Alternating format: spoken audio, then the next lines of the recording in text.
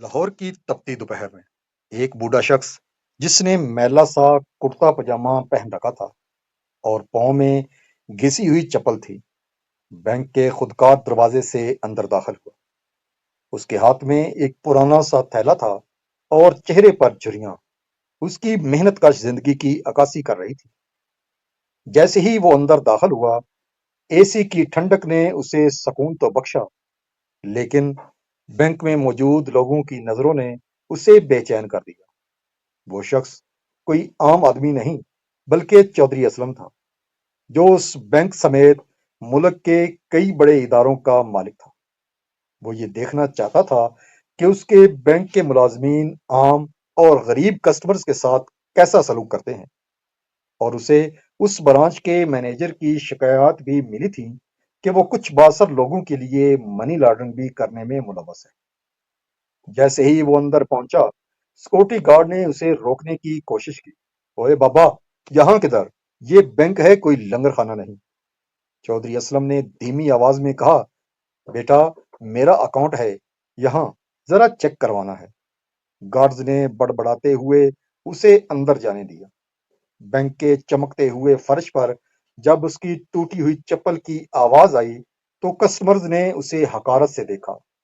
वो सीधा counter number 4 पर गया, जहां एक नौजवान लड़की सोनिया निहायत बन सवर कर बैठी फाइलें देख रही थी। बेटी, जरा देखना, मेरे अकाउंट से कुछ पैसे कटे हैं, मुझे समझ नहीं आ रही। चौधरी असलम ने बड़ी आजिजी से कहा। सोनिया ने सर उठाकर उसे देखा। उसके चेहरे पर नागवारी साफ जाहिर थी। उसने अपने चश्मा ठीक किया और कहा, बाबा जी, आपको नजर नहीं आ रहा, मैं मसरूफ हूं और ये अकाउंट का मसला यहाँ हल नहीं होगा। आप मैनेजर साहब के कमरे के बाहर जाकर बैठें, जब वो फारग होंगे तो देख लेंगे। लेकिन बेटी, वो तो मैनेजर है, क्या वो इतने छोटे से काम के लिए?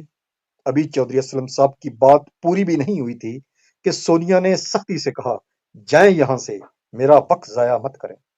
चौधरी असलम खामोशी से मैनेजर के आलीशान केबन की तरफ बढ़ा। केबन के बाहर तख्ती पर लिखा था, खुर्म शहजाद, ब्रांच मैनेजर। बाहर बैठे चपड़ासी ने उसे एक कोने में पड़े बेंच पर बैठने का इशारा किया। वक्त गुजरता गया। 1 घंटा, 2 घंटे, फिर 3 घंटे। इसी दौरान कई सूट बूट वाले लोग आए और मैनेजर ने उन्हें फौरन अंदर बुला लिया। लेकिन उस बूढ़े शख्स की तरफ किसी ने आंख उठाकर भी न देखा। 4 घंटे बाद जब बैंक बंद होने का वक्त करीब आया, तो मैनेजर खुर्म शहजाद अपने कमरे से बाहर निकला। वो किसी बड़ी पार्टी के साथ हंसता हुआ बाहर आ रहा था। चौधरी असलम उठकर उसके सामने खड़ा हो गया।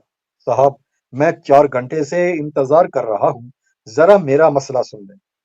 खुर्म ने उसे सर से पांव तक देखा और बुलंद आवाज में हंसा।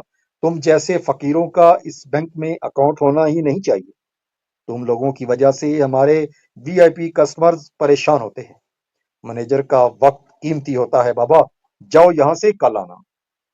चौधरी असलम की आंखों में एक अजीब सी चमक आई। उसने अपने थैले से एक पुराना मोबाइल निकाला और एक नंबर डायल किया। हेलो, बैंक के हेड ऑफिस से फौरन सिक्योरिटी और ऑर्डर टीम को इस ब्रांच भेजो, मैं यही मौजूद हूँ। खुरम मैनेजर का रंग फक हो गया, लेकिन फिर वो दोबारा चिल्लाया, वो ये किसको फोन कर रहा है? पागल हो गया है क्या? गार्ड्स, इसे बाहर निकालो। लेकिन अगले ही लम्हे बैंक के सदर दरवाजे से 4 काली गाड़ियां आकर रुकी और उनमें से बैंक के डायरेक्टर्स बरामद हुए, जो पसीने में शराबूर थे।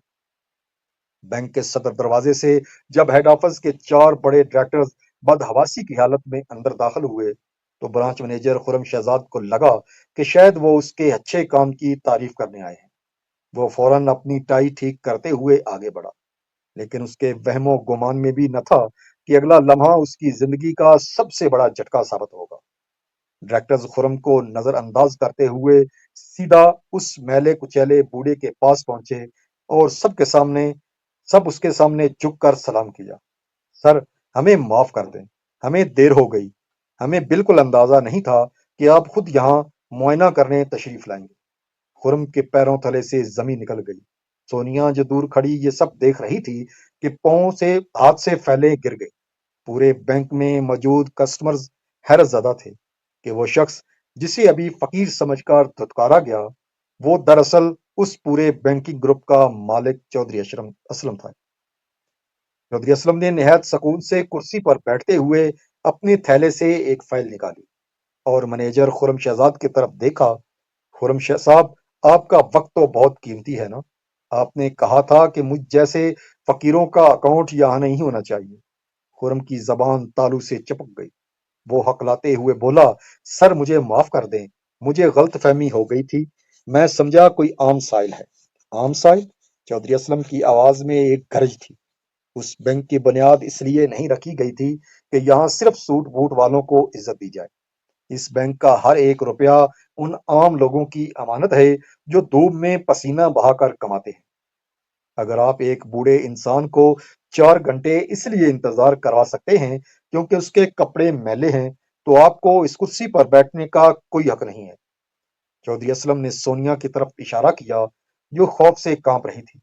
اور بیٹی سونیا، آپ کو شاید لگتا ہے کہ خوبصورتی اور تمیز دو الگ چیزیں ہیں۔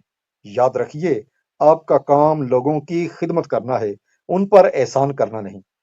چودھری اسلم نے ڈائریکٹرز کی طرف مڑ کر کہا، اس برانچ کا آڈٹ شروع کریں۔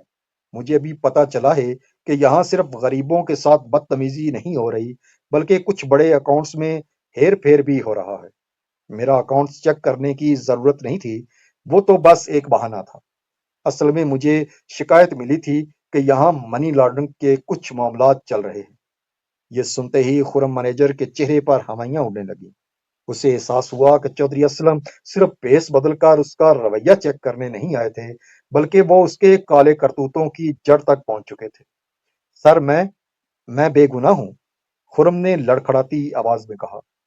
چودھری اسلم نے ایک ٹھنڈی مسکراہٹ کے ساتھ جواب دیا، بے گناہی کا فیصلہ اب میں نہیں، پولیس اور قانون کرے گا، کیونکہ میں نے پچھلے 4 گھنٹوں میں صرف بینچ پر بیٹھ کر آپ کا رویہ نہیں دیکھا، بلکہ آپ کے کیبن سے باہر آنے والے ان لوگوں کو بھی نوٹ کیا ہے جو پچھلے دروازے سے کالا دھن سفید کرنے آ رہے تھے۔ بینک کے حال میں جیسے قیامت صغریٰ بپا تھی۔ پولیس کی گاڑیاں باہر پہنچ چکی تھیں اور سائرن کی آواز خرم مینیجر کے دل کی دھڑکنوں کو تیز کر رہی تھی۔ چودھری اسلم، جو اب ایک بوڑھے سائل نہیں بلکہ ایک جابر منصف کے روپ میں نظر آ رہے تھے، ڈائریکٹرز کو حکم دیا کہ مینیجر کے کیبن کا تمام ریکارڈ سیل کر دیا جائے۔ خرم مینیجر نے آخری داؤ کھیلتے ہوئے چودھری اسلم کے پاؤں پکڑ لیے۔ سر، مجھ سے غلطی ہو گئی، میں نے صرف کچھ رقم کے بدلے ایک بڑے سیاستدان کے کالے دھن کو سفید کرنے میں مدد کی تھی۔ مجھے بچا لیں، میری عزت خاک میں مل جائے گی۔ چودھری اسلم نے نفرت سے اس کا ہاتھ جھٹک دیا۔